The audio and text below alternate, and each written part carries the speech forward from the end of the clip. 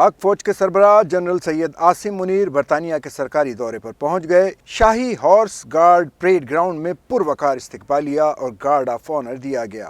Army chief send burst Royal academy میں 7ویں علاقائی استحکام کانفرنس میں شرکت کریں گے۔ برطانیہ کی سول اور فوجی قیادت کے اہم ارکان کے ساتھ باہمی دلچسپی کے امور پر تبادلہ خیال کریں گے۔ ISPR سے جاری بیان کے مطابق آرمی چیف کانفرنس میں نیو ورلڈ آرڈر اور پاکستان کا فیوچر آؤٹ لک کے عنوان سے خطاب کریں گے۔ استحکام کانفرنس پاکستان اور برطانیہ کی افواج کے درمیان ڈائیلاگ کے لیے ایک اہم پلیٹ فارم کے طور پر کام کرتی ہے۔ دونوں ملکوں کی افواج میں تعاون کو فروغ دینے کے لیے یہ کانفرنس ہر سال منعقد کی جاتی ہے۔ کانفرنس پالیسی سازوں، سول اور ملٹری دونوں کے ساتھ ساتھ دونوں ممالک کے ممتاز تھنک ٹینکس کے ارکان کی متوازن نمائندگی کے ساتھ ان کو ایک جگہ اکٹھا کرتی ہے۔ رواں سال کی کانفرنس تیزی سے ابھرتے ہوئے جغرافیائی سیاسی منظرنامے کی وجہ سے خاص اہمیت رکھتی ہے، جو نقطۂ نظر کے تبادلے اور دو طرفہ تعاون کو بڑھانے کے راستے تلاش کرنے کا ایک بہترین موقع فراہم کرتی ہے۔ برطانیہ پہنچنے پر جنرل عاصم منیر کا پرتپاک اور باوقار خیر مقدم کیا گیا۔ ان کو گھڑ سوار دستوں نے تاریخی royal horse guard parade ground میں ایک رسمی گارڈ آف آنر دیا۔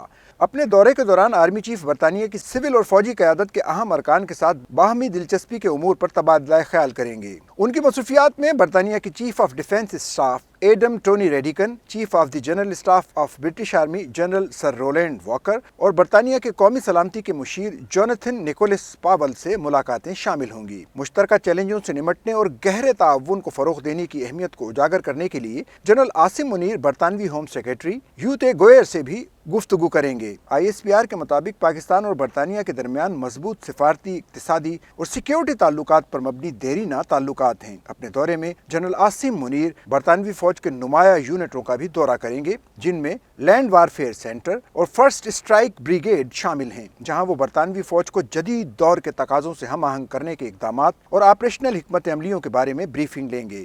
بیان میں کہا گیا ہے کہ یہ دورہ پاکستان اور برطانیہ کے درمیان پائیدار شراکت داری کو اجاگر کرتا ہے اور علاقائی استحکام اور عالمی امن کے لیے ان کے مشترکہ عزم کا اعادہ کرتا ہے۔